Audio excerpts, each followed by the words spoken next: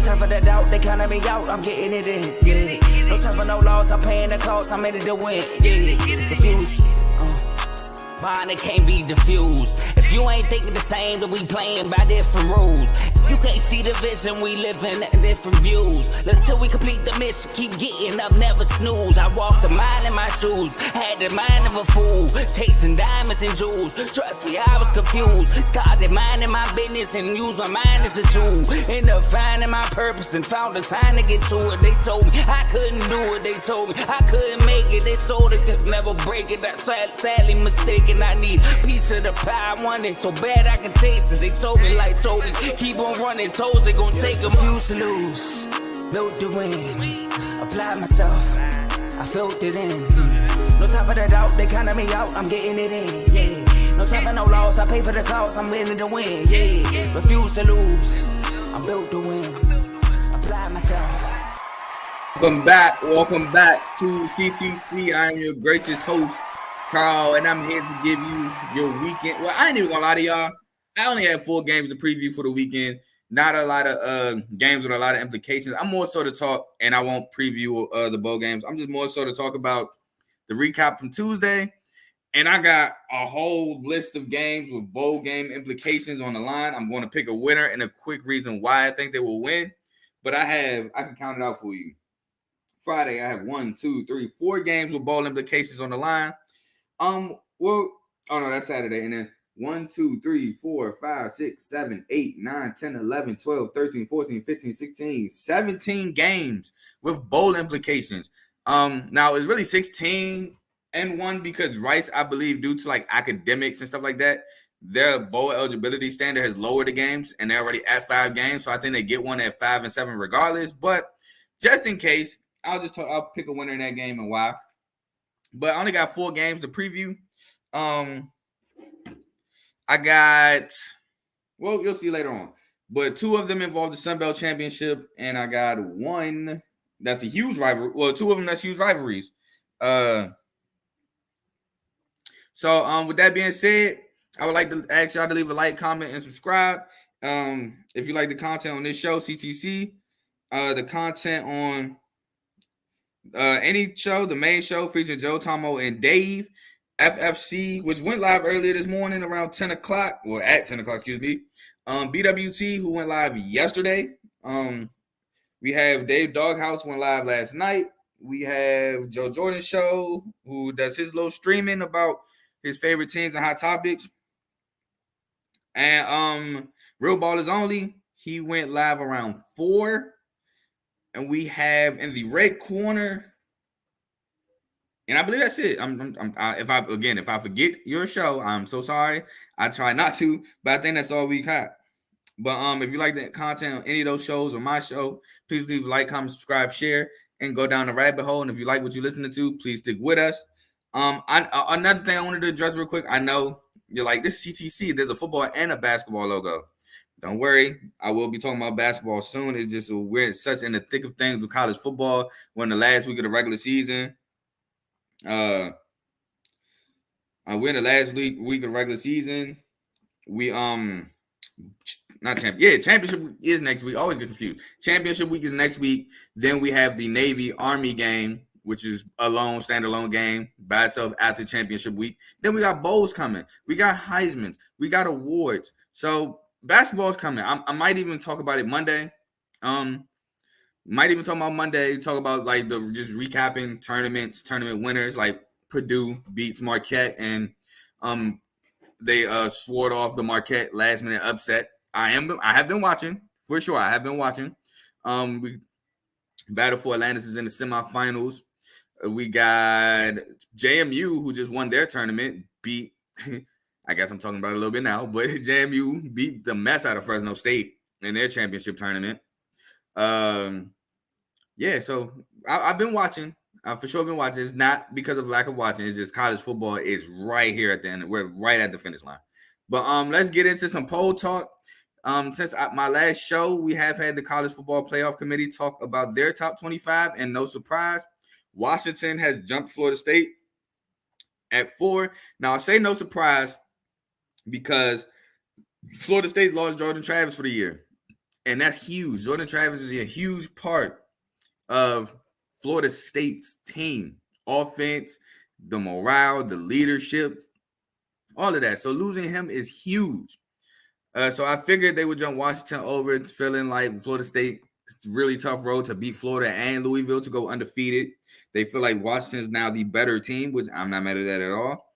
Washington holds a Heisman candidate, and Michael Penix, Florida State's Heisman candidate, is now out for the year. So, yeah, not surprised at that at all. Then we go all the way down to 11, where we get some change, where Penn State moves up 1. Ole Miss moves up 1. Oklahoma moves up 1. LSU moves up 1. Arizona moves up 2, while Oregon State drops back 5. So they move down from 11 to 16. Iowa drops back 1 in a win from 16 to 17. Notre Dame moves up to 18. Kansas State moves up 2 to 19. Oklahoma State moves up to 3 to 20. Tennessee, for some reason, is still ranked 21st, actually. Blows my mind. NC State is 22nd. Tulane is 23rd. Clemson is 24th. I knew they couldn't wait to get Dabo back in there. But 25th, we have made it, fellas. We've made it. Liberty is now ranked. I've been screaming rank Liberty for 2 weeks, and we finally got it. Liberty is ranked. Another group of 5 school getting shown some love. That's all we ask for, and that's all we can ask for. So, welcome to the top 25 Liberty. But again, as always, if you have any disagreements, any agreements, like you want to add your 2 cents, leave it in the comment section. I can't stress this enough. I will respond. Moving forward, though, we have to talk about these games on Tuesday. These 2 Maxing games. I don't have much for either one. They both were honestly boring. They were honestly not close. I know Buffalo scored and shows that it might be closer than what it was, but no. The games were over pretty early. First game we got to talk about was Bowling Green 34, Western Michigan 10. Now, I did pick Bowling Green to win, and they won in blowout fashion. They scored on 4 of 6 first half drives. And that's not including the pick 6 they scored. They had a field goal, touchdown, punt, interception, touchdown, and then in between all that, Hayden Wolf did throw a pick 6. They also, Western Michigan didn't score in the first half until a field goal right before the half, so they were almost shut out the first half. They kicked the field goal right before halftime to score, but the score was already 31-3 at that point. Ball game's over. Western Michigan and Bowling Green both scored only once in the second half. Western Michigan with their touchdown, his lone touchdown on the game, while Bowling Green scores a field goal. Bowling Green, like I said, ran to get away with this game early. I was thinking about, like, I normally, so sometimes what I do is I'll watch like the first couple possessions, and if it's a blowout, I'll just recap the game like I do here. But if it's not, then I'll recap the game like I do regular, like talk about drives that scored on and stuff like that. Game was over early. So Bowling Green, I figured they would bounce back and win after they played Toledo so tough. They escaped with a Ball State win. Bowling Green wins. Western Michigan season is now over. I believe they finished at 4-8. Yeah, man, just what more can I say? Bowling Green dominated and destroyed Western Michigan.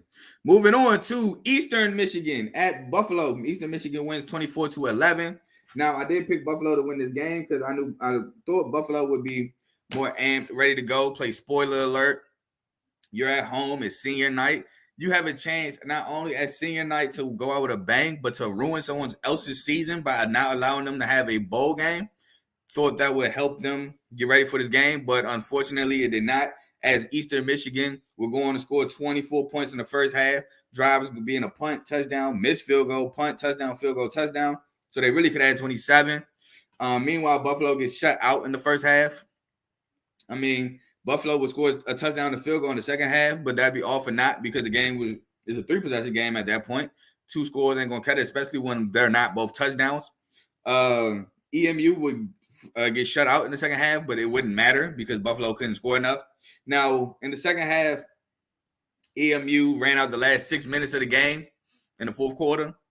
So that was good by them. They didn't score, but they didn't have to. At that point, you're just playing clock control.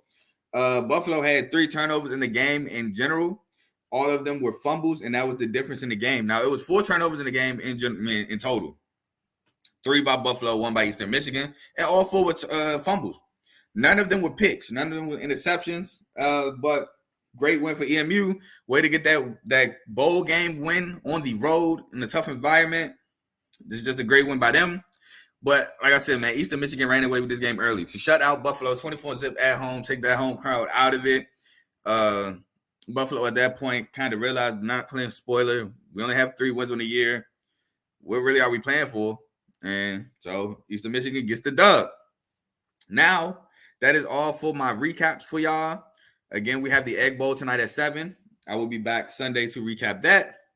Moving on, we have the 4 games to talk about today.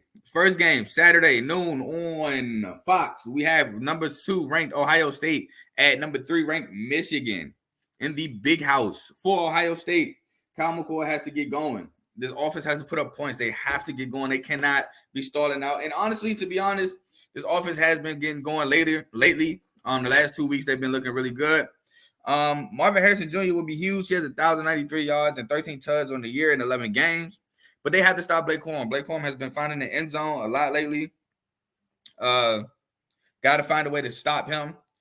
Defense will be huge. Now, I say that because they are the second scoring defense in the country. I told y'all under Jim Knowles this second year, I knew Ohio State defense would make that leap. And for sure, it has made that leap.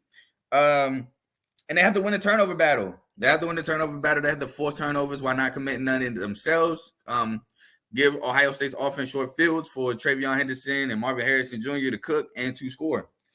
For Michigan, they have to overcome the fact that Harbaugh would not be on the sideline. I understand that has been the case for the last 2 weeks, but Ohio State is in Penn State and Ohio State is in Maryland. And boy, was Maryland a close one, but Maryland's been a close one the last 2 years for them. Win a defensive struggle because, again, while Ohio State is the second scoring defense in the country, Michigan is number 1 in the country in scoring defense. So it's going to be a defensive slugfest. Get the ball to Roman Wilson and Cornelius Johnson again. To me, the 2 best receivers on the team. Feed Blake Corum was 888 yards and 20 touchdowns. This boy's a touchdown machine. He was a touchdown machine last year before he got hurt. And they have to stop Marvin Harrison Jr., which is self-explanatory. To me, the best player on that offense, probably and the best receiver in the country, in my opinion. I know the numbers maybe say Malik Neighbors, but we all know what it is. But with that being said, I'm going to take Ohio State to win the game. And it goes back to what I said in the preseason. I think Ohio State's defense making this leap is the key to why Ohio State will beat Michigan. Now, I did not account for it because you can't account for this. Harbaugh not being there to coach this Saturday. Didn't account for that. I think that definitely helps Ohio State, especially when you have Ryan Day, who he's the one that allegedly started all this, there, and you don't have Harbaugh there. You have Ohio State's head coach, which is going to be a tough game whether Harbaugh was there or not, but now you handicap yourselves a little bit. And you don't, like I said, you handicap yourselves by him not being there. So I'm going to go Ohio State coaching. I'm going to go with the defense making that huge leap. So I don't think what happened last year when Michigan started making big plays and pulling away, I don't think that happens this year. So give me Ohio State. Next, we have the Iron Bowl. I just felt like I have to talk about the Iron Bowl. Do I think the Iron Bowl would be a good game? No. But I felt like I have to talk about this. It's a huge rivalry. Probably one of the better rivalries in college football when both teams are really good. It's an SEC rivalry. I just felt like I had to talk about it. So, for Alabama, 8th ranked Alabama at Auburn, Saturday, 3:30 on CBS. I believe this might be the last time we see SEC on CBS. Well, besides the SEC championship game. For Bama, don't think it's sweet. And the reason why I say don't think it's sweet, because Auburn just lost 31-10 to New Mexico State. But I've also seen Auburn teams come into Iron Bowl games with less talent than Alabama, i.e. 2 years ago with Bryce Young versus TJ Finley. And that game went to what? Overtime, double overtime? And I didn't think that game should have been close. So don't think it's sweet just because y'all are way superior than this Auburn team. Still an Iron Bowl, still a huge rivalry. Got to treat it like it's Auburn of 13, 14 when they went against Jameson, or Auburn of 2010 when they won it all. You got to treat it like that. Jalen Milroe will have to be at his apex. Now, I say that because I say he's been getting better and better every week. Now, this is the end of the season. Well, I'll take that back. He don't have to be at his apex, but he got to be damn close because he got to be at his apex in that SEC championship game against Georgia. He gotta be damn close in this one because you gotta win this game. I know that has nothing. This game has nothing to do with the SEC championship. I get that, but this game also has playoff implications because if Alabama loses this, it's no way. Even if they beat Georgia, I think they put Bama in the playoffs. Bama has to win this game, and Bama has to win the SEC championship to have a chance to be in the playoffs this year. Feed Jason McClellan, who has 737 yards and 6 tuds. He's been a steady force at running back for these guys. Got to feed him the rock. You have to stop Jerquez Hunter, who may be the best player on this Auburn's offense skill-wise. Got to stop him, and you got to run it up because I don't think Auburn will be able to score with you. If you can run it up, score 28, 35 in that round, don't even think Auburn gets in the 20s. So if you can do that, you should be safe.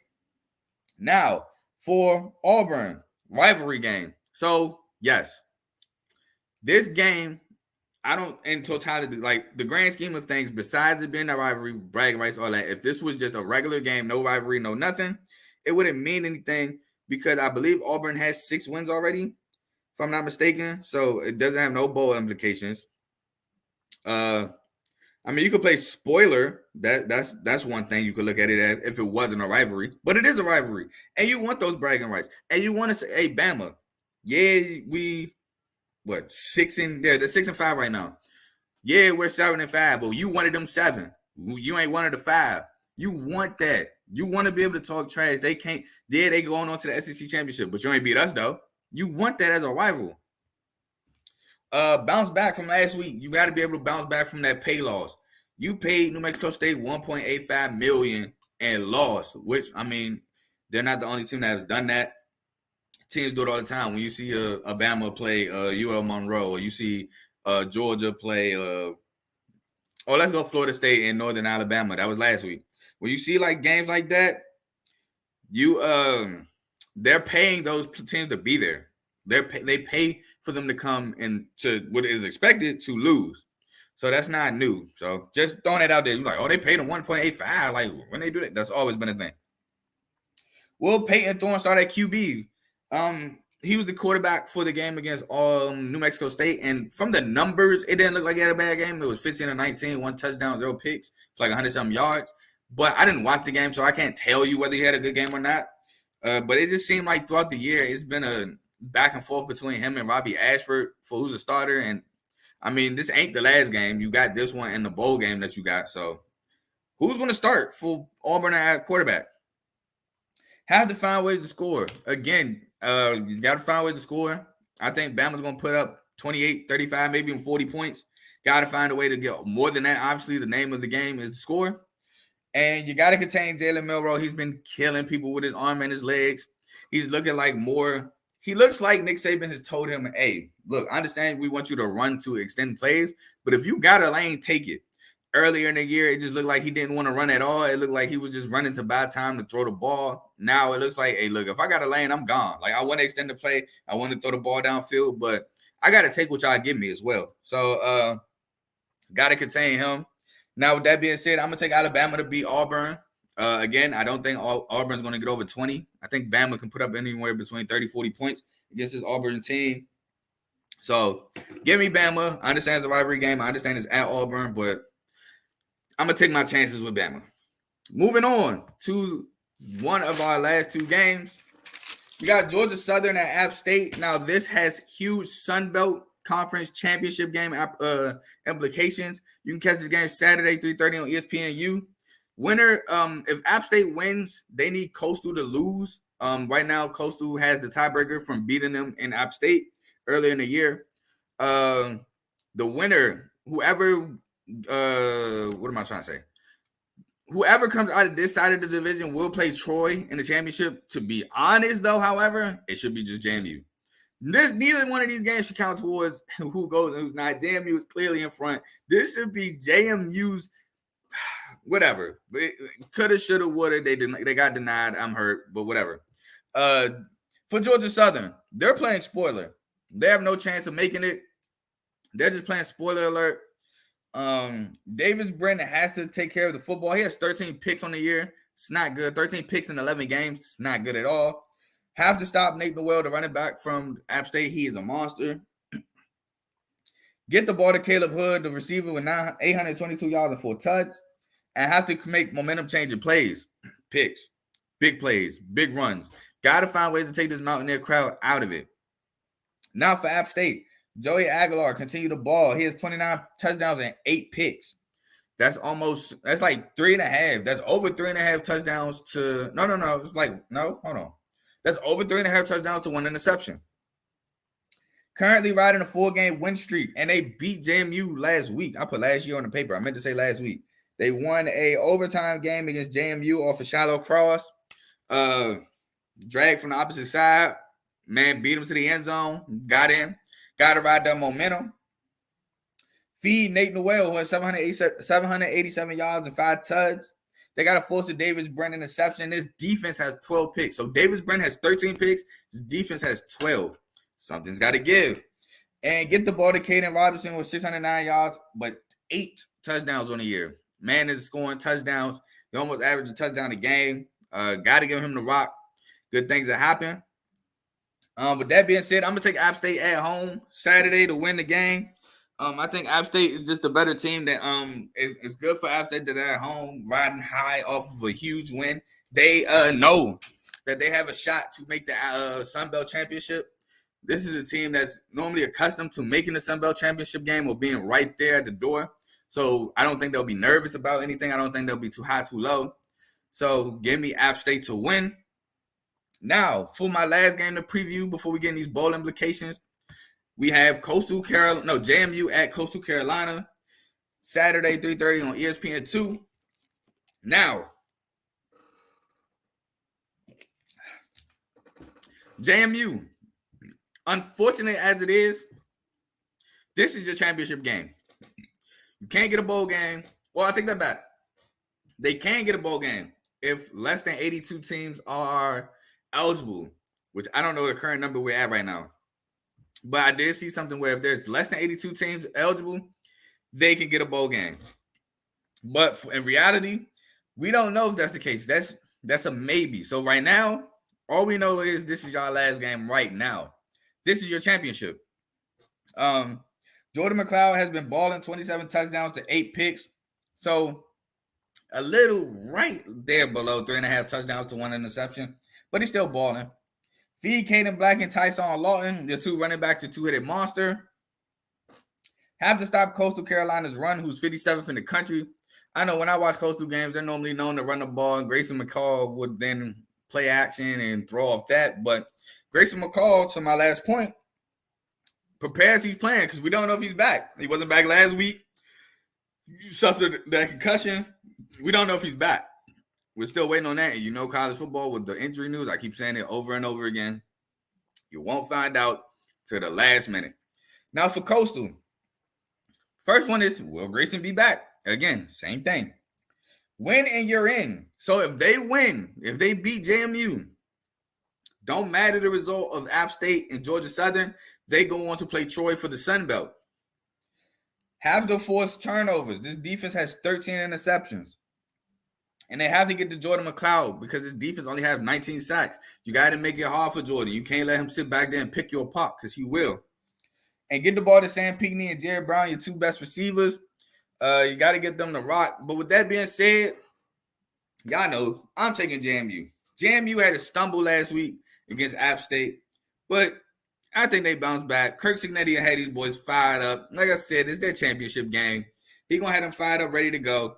They're going to want this badly. They can't win the Sun Belt. So they like, we can't win the Sun Belt, but we're going to show y'all we was the best team in the Sun Belt. And this is going to be a part of it. So I'm going to take JMU to win the game. So with that being said, that means I have a Sun Belt championship of App State and Troy. And then we'll talk about that next week if that's the case. So moving on is my last segment today. And it's games with bowl implications. Again, I'm going to name the game. I'm going to give you my winner. And I'm going to give you a quick reason why. It's not going to be nothing too in-depth. I'm trying to enjoy this Lions-Packers game. We got some Thanksgiving football. Happy Thanksgiving, by the way. How can I not start the show with that? Happy Thanksgiving. I'm thankful for family. Without my family, none of this is possible. Shoot, my family got me this laptop. So thankful for family. I'm thankful for the Refuse to Lose Network for giving me a platform to talk about this great collegiate game, whether it's basketball, football, the atmospheres, things like that. Yeah, man, I'm just thankful to live another day. Just thankful for the small things. But yeah, let's get into these bowl games. Well, these games with bowl implications. So I'm gonna start with Friday, even though my paper I didn't start with Friday. I decided to do Friday anyway because today's Thursday. First one I had TCU at Oklahoma. Winner, Oklahoma. Oklahoma offense is just by far superior than TCU's. I think TCU defense isn't that great either. I think Oklahoma won't have any problem scoring the ball with Dylan Gabriel and the guys. Finishing at 10-2, which is what I predicted them to finish at. Next, we have 17th ranked Iowa at Nebraska. Nebraska is the team at 5-6. TCU is the team at 5-6. By the way, Nebraska is the team at 5-6. Winner of this game, so this was tough. I went back and forth, but at the end of the day, what I decided to do, I picked Iowa because they're riding a 3-game win streak, while Nebraska is riding a 3-game losing streak. Literally the reason why I picked Iowa. I know beginning of the year, I said Nebraska because no matter what, this game is weird. I've seen Nebraska teams that wasn't better than Iowa teams win the game, but I just can't trust this Nebraska team. They've been finding ways to lose. Iowa's been finding ways to win. Next, we have Toledo at Central Michigan. My winner is Toledo. Sorry, Chip. Sorry, cuz. But y'all won't be firing up this Friday. Reason being, Toledo defense is too good for the Central Michigan offense. It's too one-dimensional. And Daquan Finch should have a field day. Central Michigan is the 5-6 team. Sorry, no bowl for you.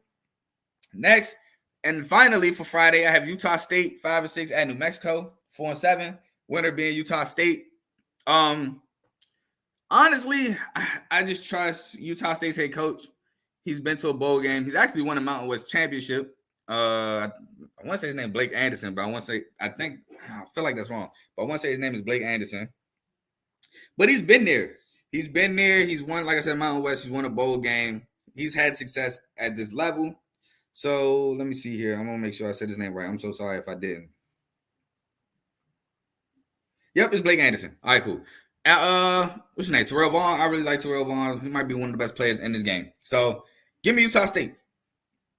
Now for Saturday, I had, like I said, 17 games. Houston at UCF. UCF is the 5-6 team since they lost to Houston. No, not Houston. Excuse me. Texas Tech last week. My winner is UCF. Now, my reason behind this is I understand that UCF has been shooting themselves in the foot, but Houston offense is good. It's dynamic. It's okay. Donovan Smith has been playing better lately, but John Rice Plumlee at some point is going to get it together. Gus Malzahn is going to get it together. UCF is going to have a game where they should win, and I think this is the game. Gus Malzahn will have his team ready to go. He knows that he wins, they get a bowl game. Give me UCF. Now, my next one is Northern Illinois 5-6 at Kent State, which only has one win on the year. Winner is Northern Illinois. Northern Illinois is not. Kent State don't play defense. They're not going to stop Northern Illinois from doing whatever it wants. Rocky Lombardi, again, a guy that's been there in this division, this conference. He has a championship in this conference. I trust Rocky Lombardi over Michael Alimo. So give me Illinois. Excuse me. Rice at FAU. No, FAU at Rice, excuse me. Again, Rice may already have one at 5-7 due to their academic thing, but I'm just doing it just in case. And my winner is Rice. Rice at home. Senior night, JT Daniels found a nice little footing, nice little home here. Dean Connors, explosive running back. Give me FAU to win. Give me Rice to win. Wake Forest at Syracuse. Syracuse is the 5-6 team. Wake Forest is 4-7. I'm going to go with Syracuse. After they fired Dino Babers, they probably rally around that at home at the Carrier Dome to finally get a win, and they get into a bowl game. So I'm going to go with Syracuse. Georgia State at ODU. ODU is the 5-6 team here. Georgia State is at 6-5. My winner is Georgia State. Sean Elliott is a fiery guy already. Sean Elliott is going to have these guys fired up to play, spoiler alert, on the road. He just seems like that kind of guy who wants to win that game so he can rub it in that, we took y'all bowl away from y'all, so give me Georgia State. UL Monroe at Louisiana, 5-6 Louisiana. UL Monroe is out. So my winner is Louisiana. Now I get Monroe can play spoiler, but I don't think that matters. Louisiana is the better team by far, in my opinion. They win this game outright easily. BYU at Oklahoma State. BYU's at 5-6. My winner is Oklahoma State. BYU is not going to stop Ronald. I said Ronald Ollie. They're not going to stop Ollie Gordon from running the ball. And that's Oklahoma State's bread and butter. Ollie Gordon. He's going to have a field day running the ball. It's going to open up things for Allen Bowman. And Oklahoma State is going to suffocate this BYU offense. So give me Oklahoma State.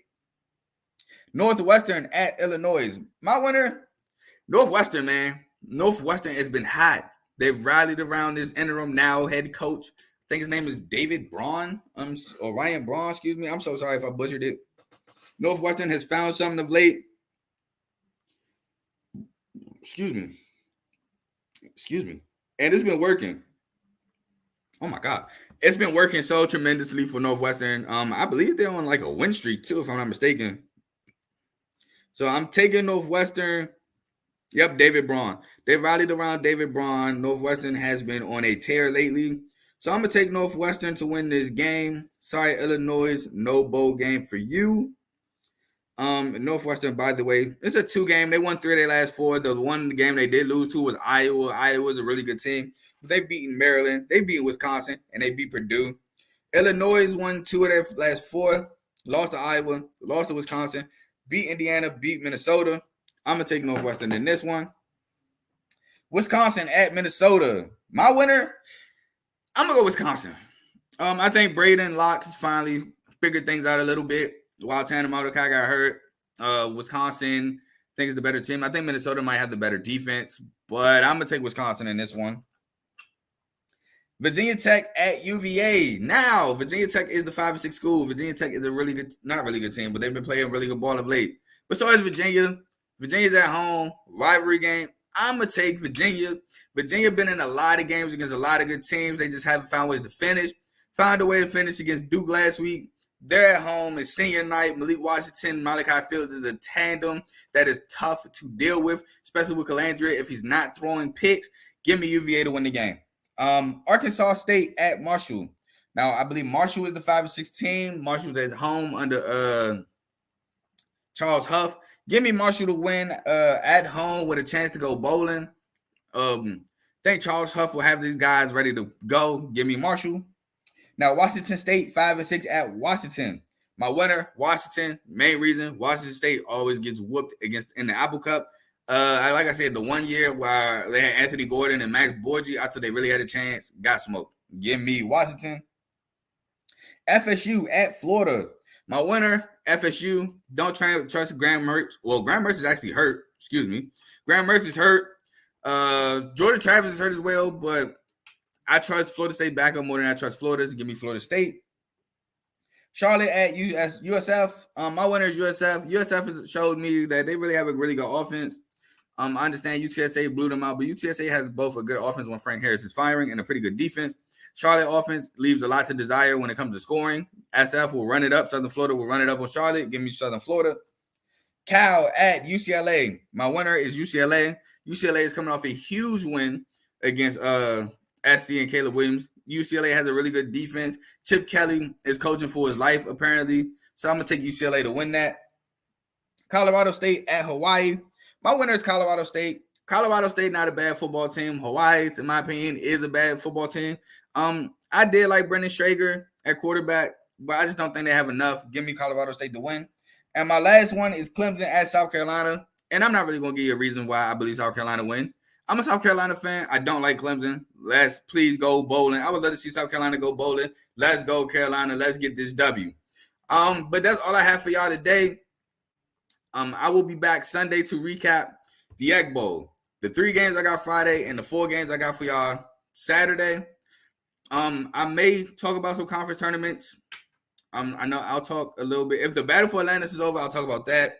I'll talk about the MSU Arizona game tonight, which go Michigan State. Hopefully we win that one. It's going to be tough to stop Omar Bello, but we got to find a way. Y'all go enjoy y'all Thanksgiving turkey, your families, your friends, your football. Enjoy all that. Lions and Packers actually on now, so I'm going to go enjoy that myself. Commanders, Cowboys later, and then 49ers and Seahawks. But I'm out of here. Peace.